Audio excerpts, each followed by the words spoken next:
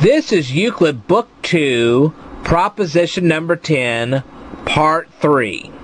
And I know by now you're probably sitting there going, wait a minute, is this proof ever going to end? And you know what? I'm sitting here going, I don't know if it ever will, but we're going to get through it anyway. Alright. First of all, I want to show you some right-angled triangles, which you should have noticed right off the bat when you were starting this proof. We have a right-angled triangle that starts with letter E, goes down to A, and goes over here to C.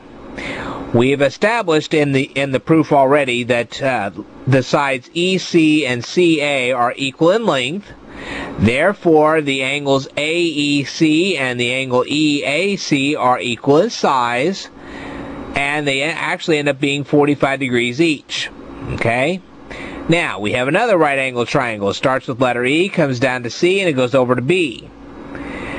And, of course, because EC is equal in length to CB, then, of course, these two angles right over here are equal in size, and they both happen to be 45 degrees. But there's another right-angled triangle. It starts at letter G, comes up to E, and goes over to F. And this is a right-angled triangle, and of course there's an angle here and an angle here, and they're both 45 degrees and they're equal to one another. But yet there's another right-angled triangle. It starts with letter D, goes over here to B, and comes over here to G. And of course these two angles right over here are equal in size, and they both happen to be 45 degrees. But yet there is one more right-angled triangle.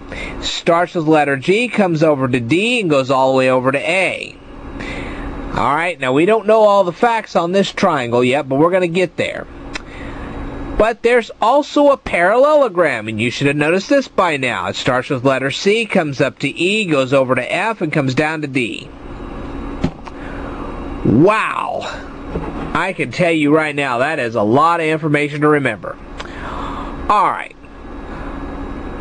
Now, do you remember back in Euclid Book 1, propositions number 46 and 47, where we started forming squares out of sides of triangles? Okay. We have a triangle here. It starts at letter E, goes down to A, comes over here to C. It's a right-angled triangle, which means we're going to start being able to use Euclid Book 1, proposition 47 on it. First thing is that the area, now let's say we were to take line EC as one of the four sides of a square and form the other three sides of the square the same length as EC. The area within that square, if we were to draw it out, would be equal in size to the same square. Let's say we drew another square and it started with point A, came over here to point C. That was one of the sides of the square. Then we made three other sides, and they all were equal in size to line AC. Okay? The area contained by that square would be equal in size to the area contained by this square over here. And because of that, we can also say that 2 times the area of AC, now AC, we're talking about the square formed on AC, twice the area of AC would be AC, the area of AC, plus the area of EC. Okay? Now, by Euclid Book 1, proposition 47, we've already established that the area that would be contained by line EA, now we're talking about making a square out of EA here, and one of the sides of that square would be EA, and then of course there'd be three other sides, and there'd be an area contained within those four sides. Okay? The area in the square EA would be equal in size to the area in EC plus the area in AC. Or we can say that twice the area of AC would be equal to EA. Okay. Now, we're also going to be able to say that because the length of FG, okay, right here, FG, let's go back over here, the area of the line FG is equal to EF, this one would be right here, then we can also say that the squares that would be formed, let's say we took EF here, And it was going to be one side of a square. We formed the other three sides and made a square out of it. Okay? And we did the same thing to FG. We took this FG and made it one side of the square. We made it three other sides, and boom, we had a square. So the square on FG and the square on EF would be equal. Okay?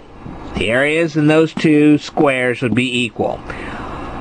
Then we can go on to say that's twice the area contained by EF, which we're talking about the square on EF, would be equal to the area of EF plus FG. Okay. Now, remember we have an equilateral triangle, not equilateral, a right angle triangle. It starts at E, goes to F, and goes down here to G. And we're going to use Euclid Book 1 proposition number 47 again. The area contained by the line EG, okay, so let's say we're going to take EG here, and it's going to be one side of a four-sided square, and every one of the other three sides is going to be equal in size to EG. So the area contained inside of it is going to be equal in size to twice the area that was contained by line EF.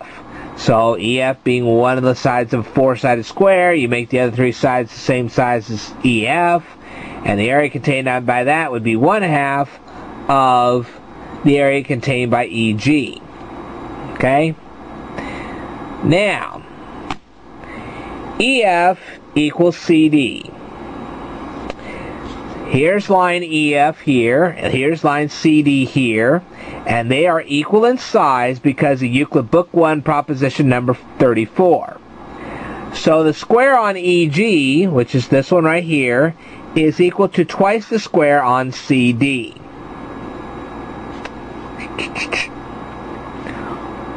Alright. Now then, I will tell you more in my next video, and we will finally finish up this proof. Stay tuned.